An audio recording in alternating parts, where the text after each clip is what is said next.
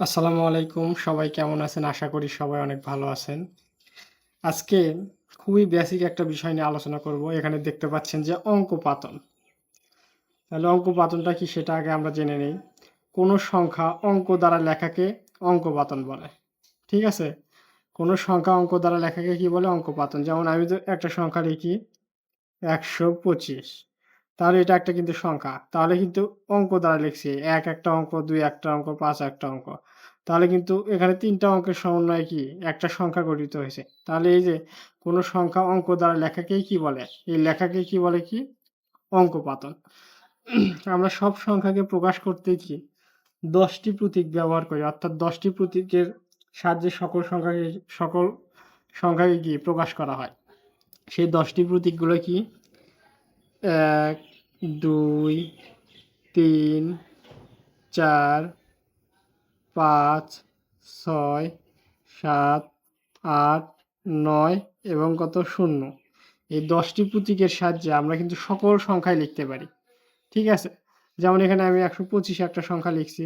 দেখেন এখান থেকে ১ নিছি, এখান থেকে হচ্ছে ২ নিছি, এখান থেকে ৫ নিছি। তাহলে এই ১০ টি অঙ্কের মধ্যেই কি? এই ১০ টি প্রতীকের মধ্যেই কি এই সংখ্যার মানগুলো আছে না? দেখতে পাচ্ছেন এখানে। আর হচ্ছে ধনাত্মক পূর্ণ সংখ্যাকে কি বলে? স্বাভাবিক সংখ্যা বলে। সেই হিসেবে কি ধনাত্মক পূর্ণ সংখ্যা হচ্ছে এখানে কি ১ থেকে হচ্ছে ৯ পর্যন্ত ধনাত্মক পূর্ণ সংখ্যা। এগুলো কি? তাহলে এগুলো কি স্বাভাবিক সংখ্যা। স্বাভাবিক সংখ্যা,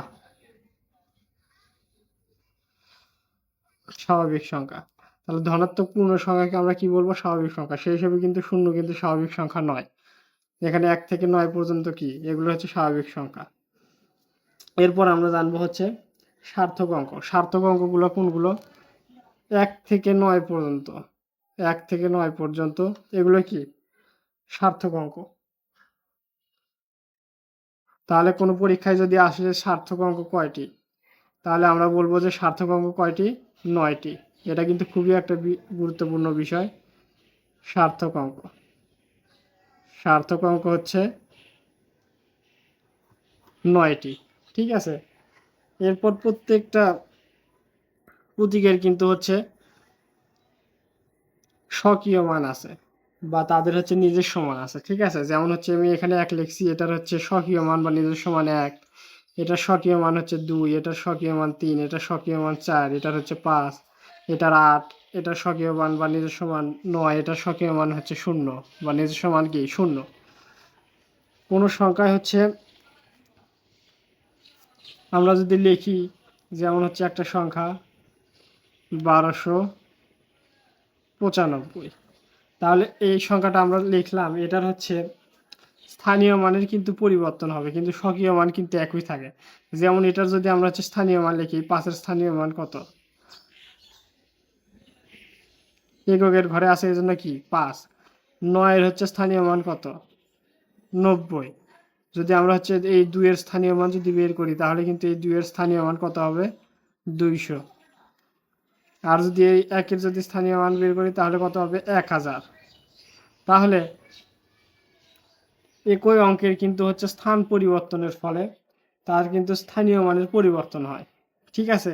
যেমন হচ্ছে আরেকটা যদি আমি সংখ্যা লিখি যে ১১২০। এখানে দেখেন, এখানে হচ্ছে স্থানীয় মান এটা ০, এটার হচ্ছে কত? ২০। এই ১ এখানে কিন্তু এর স্থানীয় মান হচ্ছে কত হবে? ১০০। আর এই ১ এর স্থানীয় মান কত হবে? ১০০০। তাহলে অঙ্ক কিন্তু এখানেও ১, এখানেও ১। ২ টা অঙ্ক কিন্তু একই। কিন্তু স্থান পরিবর্তনের ফলে তার স্থানীয় মানের কিন্তু পরিবর্তন হয়েছে। যেমন হচ্ছে একক, দশক, শতক। এটা শতকের ঘরে হওয়ার কারণে এটার স্থানীয় মান হয়েছে কত? ১০০। আর এটা হচ্ছে হাজারের ঘরে হওয়ার কারণে কি হয়েছে? এর স্থানীয় মান কিন্তু হয়ে গেছে কি? ১০০০। ঠিক আছে? তাহলে একই অঙ্ক স্থান পরিবর্তনের ফলে তাদের কি স্থানীয় মানের পরিবর্তন হয়। কিন্তু তাদের নিজস্ব বা স্বকীয় যে মান আছে তার কিন্তু পরিবর্তন হয় না। যেমন হচ্ছে এখানে দেখেন, এখানে ৫ এর কিন্তু হচ্ছে নিজস্ব বা হচ্ছে স্বকীয় মান কিন্তু ৫। এটার হচ্ছে স্বকীয় মান বা নিজস্ব মান কিন্তু ৯। এটার হচ্ছে স্বকীয় মান বা নিজস্ব মান কিন্তু ২। এরকম ২।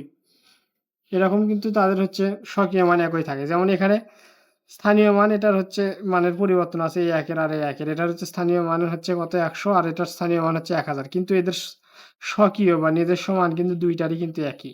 ঠিক আছে? আশা করি সবাই বুঝতে পারছেন। আর আমি আরেকটা জিনিস বলে নেই এখানে যে প্রত্যেক অঙ্কই কিন্তু সংখ্যা। এগুলো ১ দেখতে পাচ্ছেন, ২ দেখতে পাচ্ছেন, ৩ এগুলো প্রত্যেক অঙ্কই কিন্তু একটা কি সংখ্যা এবং একের সাথে কিন্তু এগুলো কিন্তু অঙ্ক। কিন্তু প্রত্যেক সংখ্যা কিন্তু অঙ্ক নয়। এটা আপনার মনে রাখবেন যে এটা একটা ১২৫ আমি এখানে লিখছি এটা একটা সংখ্যা। এটাও কিন্তু মানে পুরোটাকে আমি অঙ্ক বলতে পারবো না। এটা একটা সংখ্যা। কিন্তু ১, ২ এগুলো আলাদা, আলাদাভাবে কি একটা কি অঙ্ক এবং একই সাথে কি সংখ্যা। আশা করি সবাই বুঝতে পারছেন। সবাই ভালো থাকবেন। আজ এখানেই শেষ করছি। আসসালামু আলাইকুম।